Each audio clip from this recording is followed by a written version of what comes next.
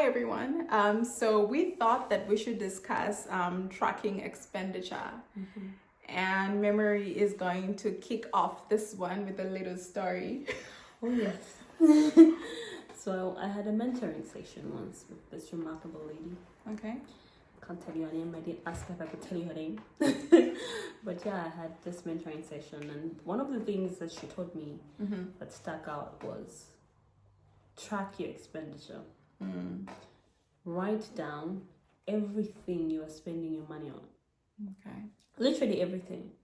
So if I bought airtime today, I put that down in an Excel sheet. Over a period of a month, I should have an idea of how much I spent that month and exactly what I have spent it on. And so we were talking about it earlier. Yeah. What do you think is the importance of doing tracking of expenditure to that extent? Because that's quite a thorough extent. Yeah. Everything you spend money on every day, Yeah. write it down Yeah. and how much you spent. Well, when you told me that, I thought to myself, well, very taxing, first of all, to be able to write down everything that you spent your money on. But at the same time, it just, for me, I thought to myself that that's like an excellent way of giving yourself an external eye, and to be able to view things, to be able to view your expenses, or to see really what you're spending your hard-earned money on. Because then you'll be able to see, okay, so I earned this much money, but where does this money go? And why I think that that's very critical is that, first of all, you cannot, and I'll repeat this, it's literally impossible for you to be able to gratify or satisfy all of your wants and your desires. And there are so many of them. Yeah. And when you see a list like that one, you see how many wants and desires you have. And I think that when you have an external view, you think to yourself, am I really spending my money on the things that are really important to me? The things that I really want to spend my money on? Is that where my money is going? Very true. Yeah. And I think what it does as well is show you how much it costs yourself. Yeah. How much do I cost me? How much does it take to get me through a month? How much do I spend on myself or groceries and random things? And so it should tell you, because sometimes you will think you had a very bad month. Yeah. You look at your expenditure and it's quite north, north of what you're earning, maybe north of what you think you have spent that month. Yeah. And it allows you the opportunity to just ask yourself, where did I get all this money to spend on myself? Yeah. I think that's what it does. And it explains those little, you're talking about Airtel money. You see some, it's a good service, guys. Yeah. So you see some money just sits there. Then you will come and realize at the end of the month, you spent over 2,000. Yeah. Sending it, buying things online. Buying things online. Yeah.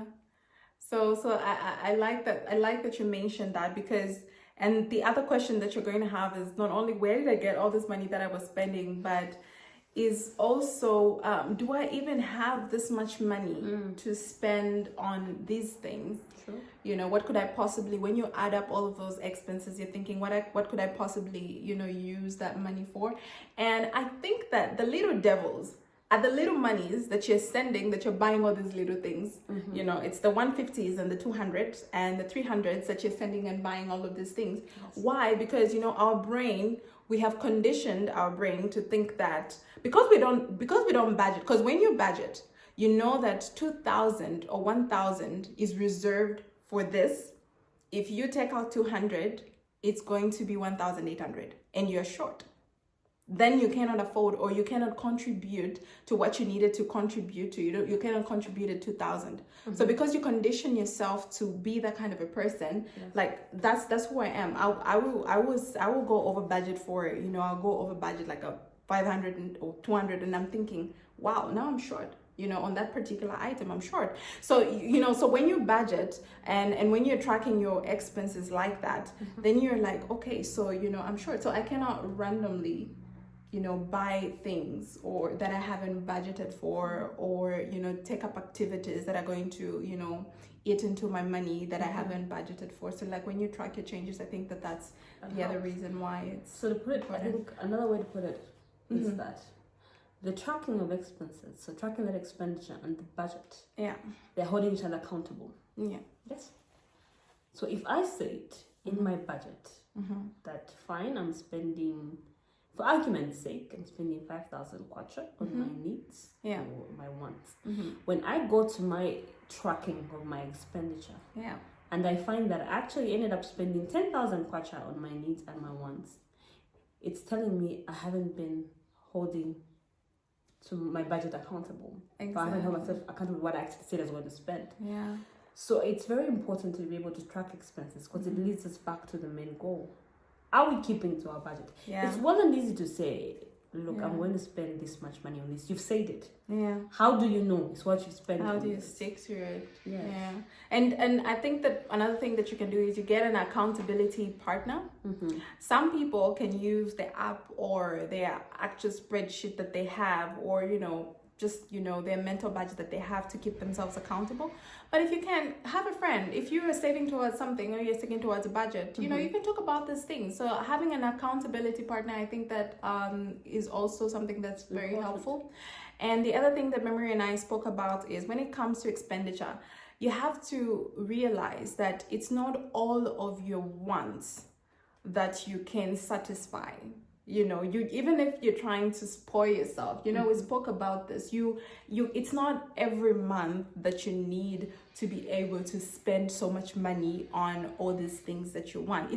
That's just we have limited incomes, at least for most of us. And unlimited ones. Yeah, unless if you're I've a never met prince, anybody maybe.